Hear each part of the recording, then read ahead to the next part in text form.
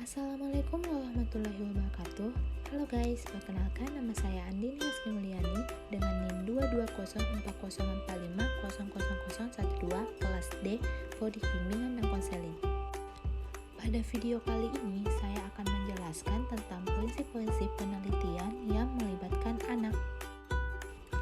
Merancang metode penelitian yang nyaman dan etis bagi anak. Anak perlu merasa nyaman dalam mengekspresikan pandangan mereka agar dapat berkontribusi secara bermakna. Oleh karena itu, metodologi dan metode harus diadaptasikan sesuai kebutuhan dan karakteristik peserta anak dalam studi. Di samping itu, partisipasi anak harus diwujudkan secara etis dan bertanggung jawab tanpa mengorbankan ketelitian intelektual penelitian. Nah, ada 7 prinsip utama penelitian yang etis bagi anak. Yang pertama, rasa hormat. Yang kedua, tidak merugikan dan berbuat baik.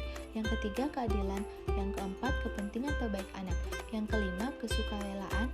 Yang keenam, kerahasiaan, privasi, dan anonimitas. Dan yang terakhir, hak untuk didengar dan diteliti dengan patut. Yang pertama, rasa hormat. Prinsip rasa hormat dapat dimulai dengan menyelidiki bagaimana rasa hormat serta interaksi yang saling menghormati dipahami dan dipraktikkan dalam lingkup sosial partisipan dan bagaimana hal ini selaras dengan rancangan penelitian. Rasa hormat menuntut bahwa dalam sebuah studi yang tidak terlalu atau tidak merugikan sekalipun, informan harus memiliki kebebasan untuk menentukan apakah mereka ingin terlibat atau tidak.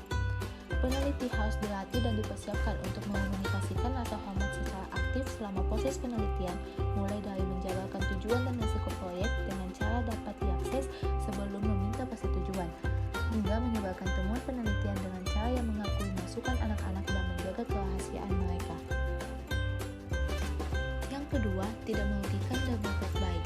Terkait dengan prinsip tidak merugikan, peneliti wajib untuk mengambil tindakan yang dibutuhkan untuk meminimalkan potensi dampak negatif dari suatu penelitian terhadap partisipan.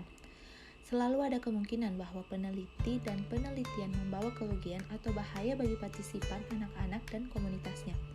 Tak kalah penting untuk dipahami bahwa kerugian atau bahaya tersebut bisa bermacam-macam, termasuk psikologis, sosial budaya, ekonomi, serta hukum politik.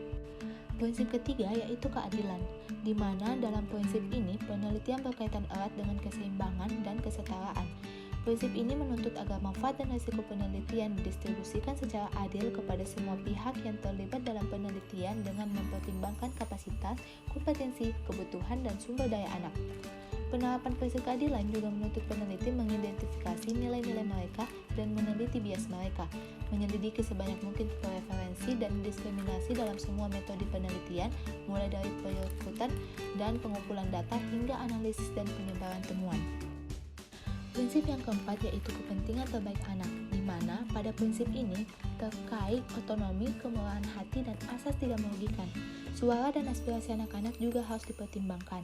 Karenanya kepentingan terbaik anak harus berfokus pada kepentingan anak itu sendiri, tetapi tidak dapat dinilai tanpa pertimbangkan penilaian yang dibuat oleh pengasuh utama mereka.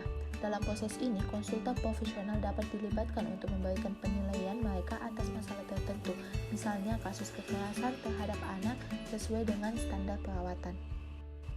Prinsip yang kelima yaitu kesukarelaan. Pada prinsip ini mengharuskan peneliti untuk mengomunikasikan informasi tentang penelitian kepada anak-anak dan pihak-pihak yang bertanggung jawab atas mereka dengan cara yang dapat mereka pahami.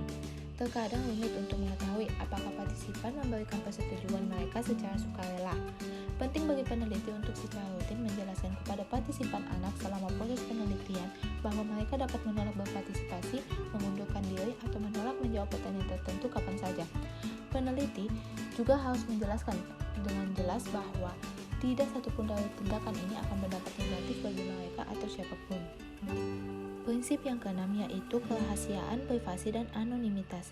Terkait dengan prinsip ini, sebagai bagian dari persetujuan, peneliti harus menjelaskan siapa yang akan memiliki akses pada informasi yang dibagikan oleh peserta selama penelitian, serta apa yang akan dilakukan terhadap data tersebut setelah penelitian selesai. Ada dua cara berbeda untuk memastikan privasi anak terkait informasi dan data yang mereka bagikan dengan peneliti. Yang pertama, anonimitas, di mana data tidak ditautkan dengan informasi apapun yang dapat mengungkap identitas dan yang dapat ditelusuri kembali ke partisipan tertentu, seperti nama, alamat, dan nomor telepon. Yang kedua, prinsip kerahasiaan. Prinsip ini mewajibkan peneliti melindungi partisipan dari potensi kerugian atau bahaya dengan menyembunyikan identitas dan informasi apapun yang dapat mengungkapkan identitas yang dapat ditelusuri kembali ke partisipan tersebut oleh publik dan orang-orang di luar tim peneliti. Prinsip yang terakhir ialah hak untuk didengar dan diteliti dengan patut. Dalam prinsip ini, melibatkan anak dalam penelitian adalah salah satu cara untuk memastikan bahwa suara mereka didengar, sehingga personel dengan instrumen penelitian harus peka terhadap tingkat dukungan yang mungkin diperlukan anak untuk berpartisipasi secara bermakna. Berdasarkan 4 artikel KHA, termasuk pasal 12, para peneliti telah mengartikulasikan prinsip hak anak untuk diteliti secara patut. Prinsip ini memperkuat banyak prinsip dalam penelitian secara umum yang telah dijelaskan di atas DKK 2009. Selain itu, peneliti harus mempertimbangkan perspektif anak tanpa merugikan dan mengeksploitasinya. Nah, dari ketujuh prinsip di atas, Doberman Report yang diterbitkan pada tahun 1976 oleh Komisi Nasional untuk Perlindungan Subjek Penelitian Biomedis dan Perilaku Manusia di Amerika Serikat mengidentifikasikan 3 prinsip etika dasar dalam menggunakan manusia dalam penelitian. Respek terhadap manusia atau otonomi individu, bermanfaat atau tidak merugikan, keadilan dan keseimbangan. Hal terpenting dalam penerapan prinsip-prinsip ini adalah memahami dan melaksanakan prinsip-prinsip dasar tersebut sesuai dengan konteks sosioekonomi, budaya, dan lingkungan. Oke guys, mungkin itu saja yang dapat saya jelaskan tentang prinsip-prinsip penelitian melibatkan anak. Terima kasih dan wassalamualaikum warahmatullahi wabarakatuh.